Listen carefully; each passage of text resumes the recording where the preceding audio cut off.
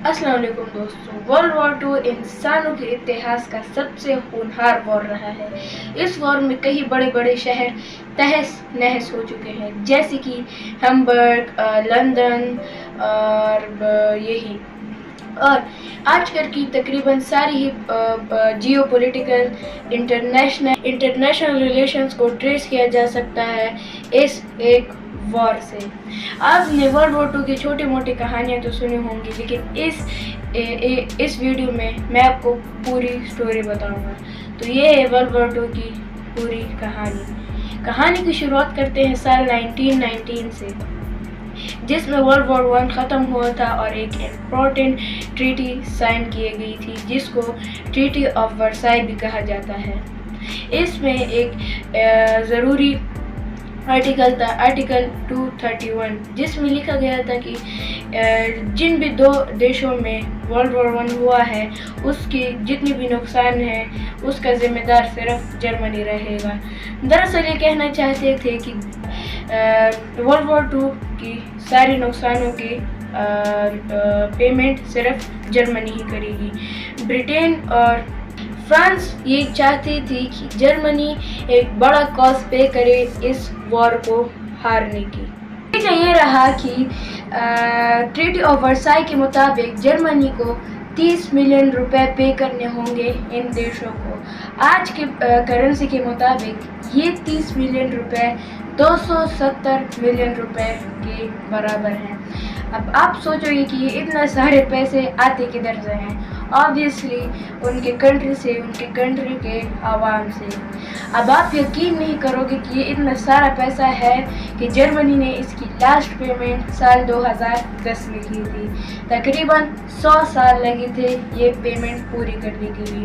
अब इसकी पहली पेमेंट की गई थी साल 1921 में, और तुरंत बाद ही जर्मनी में हाइपर इन्फ्लेशन भयंकर तरीके से देखने को मिली, क्योंकि जर्मनी की उस टाइम की करेंसी थी जर्मन मार्क, और ये उस टाइम इतनी डिवैल्यू होने लगी तेज़ी से कि 1922 में एक ब्रेड के पैकेट का प्राइस था 150 मार्क, और इसी ब्रेड के पैकेट का प्राइस साल 1923 में 200 बिलियन मार्क थे। अब सीधी सी बात यह है कि इकोनॉमी का सत्यानाश होता है और अनएम्प्लॉयमेंट तेजी से बढ़ने लगती है।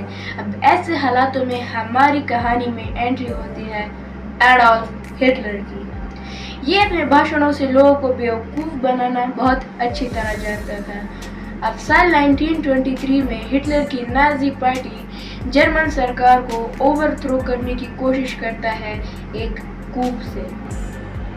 हालांकि ये अटेम्प्ट फेल रहता है, लेकिन हिटलर की पॉपुलैरिटी और बढ़ जाती है लोगों के बीच, और ये अफवाहें फैलने लगती हैं कि जर्मनी की जो एम्बेरसमेंट हो रही है, जो इंटरनेशनल बेइज्जती हो रही है, वो जर्मनी में रह रहे एंटी नेशनल एलिमेंट्स की वजह से। लोग बड़े परेशान थे, लोगों को बहकाना बहुत आसान हो रहा था, और हिटलर का ये मानना था कि जर्मनी की जो बेइज्जती हो रही है वो जर्मनी में रह रहे जूज और सोशलिस्ट लोगों की वजह से। अब अगले 10 सालों में प्रोपेगेंडा का भरपूर तरीके से इस्तेमाल किया गया और सोशल मीडिया को खरीदा गया। लोग बड़े परेशान थे, लोगों को बहकाना बहुत आसान हो रहा था, और हिटलर का ये मानना था कि जर्मनी की जो बेइज्जती हो रही है वो जर्मनी में रह रहे जूज और सोशलिस्ट लोगों की वजह से। अब अगले 10 सालों में प्रोपेगेंडा का भरपूर तरीके से इस्तेमाल किया गया और सोशल मीडिया को खरीदा गया। अब नतीजा ये रहा कि साल 1933 में हिटलर ने अपने आप को जर्मन डिक्टेटर घोषित कर लिया। अब अपने हाथों पर पूरा कंट्रोल पाकर हिटलर अपने जर्मन एम्पायर के सपने को पूरे करने के लिए निकल पड़े। एक ऐसा राज्य है जहाँ पे सिर्फ आर्यन रेस के लोग रहेंगे, बाकी जूस और स्लेविक लोगों के लिए यहाँ पे कोई जगह नहीं होगी। अब लोगों में नफरत उबालने के लिए इन्होंने एक जूडियो बोल्शेविज़म थ्योरी बनाई। अब इस थ्योरी के अकॉर्डिंग 1917 में जो रशियन रिवॉल्यूशन हुई थी वो ज्यूस ने ही कराई थी। अब साल 1935 में लोगों को ये पता चलता है कि जर्मनी के पास अपनी एक एयरफोर्स है। अब आप सोच रहे होंगे कि ये इतनी बड़ी बात नहीं है, एयरफोर्स तो हर एक कंट्री के पास होती है, लेकिन ट्रीटी ऑफ वर्साई की कंडीशंस में ये लिखा गया था कि जर्मनी के पास अपनी एक एयरफोर्स या मिलिट्री नहीं हो सकती। अब इसी बीच ब्रिटेन ये कह रहा था कि जर्मनी के साथ ये अनफेयर हो रहा है जो भी ट्रीटी ऑफ वर्साई में लिखा गया है, यानी ये कहना चाह रहे थे कि हम इनसे इतना सारा पैसा चार्ज कर रहे हैं और ऊपर से इनके कंट्री के हालात इतने ख़राब हैं और ये अपनी मिलिट्री भी नहीं बना सकते, ये हम इतना इनके साथ नहीं कर सकते। अब जून 1935 में ब्रिटेन एक जर्मन एग्रीमेंट साइन कर देती है जिसमें लिखा गया था कि हिटलर को ये अथॉरिटी होना चाहिए कि वो अपनी एक मिलिट्री बनाए।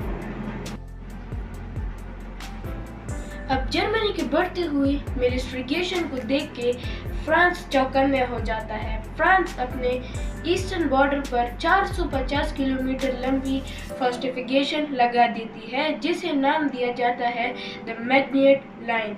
अब साल 1938 में जब हिटलर को ये लगता है कि उसकी मिलिट्री अब तैयार हो चुकी है तो वो अपने पहली नज़र बगल के ऑस्ट्रिया देश पे लगा देती है। अब ये ऑस्ट्रिया देश हिटलर के लिए मस्ट हैव देश बन जाता है क्योंकि हिटलर ये चाहता था कि जितनी भी जर्मन स्पीकिंग कंट्री है वो एक कंट्री बन के जी सके। अब हिटलर का सिर्फ ये गोल नहीं था कि वो बाकी कंट्रीज पर राज कर सके अपने प्राइड के लिए, बल्कि हिटलर का ये गोल था कि वो बाकी कंट्रीज के रिसोर्सेज को यूज़ करके अपनी कंट्री को ऊंचा कर सके। अब जिन लोगों को हिटलर रेशियली सुपीरियर मानता था, यानी अपने आर्यन रेस के लोगों को, उनको हिटलर एक फ्री लिविंग स्पेस देना चाहता था, यानी एक ऐसी जगह जहाँ पे वो खुल के जी सकें। अब फरवरी 1938 हिटलर ऑस्ट्रियन चांसलर से मिलते हैं जिनसे वो ज़बरदस्ती एक एग्रीमेंट साइन कराते हैं। अब उस एग्रीमेंट के मुताबिक हिटलर को प्रो नाजी लोगों को ऑस्ट्रियन सरकार में जगह देनी होगी। So guys, I will make the part 2 in other video. So if you like part 1 of World War II, so don't forget to press the bell icon, and if you like my video, so please subscribe my channel and please appreciate my channel. Thank you.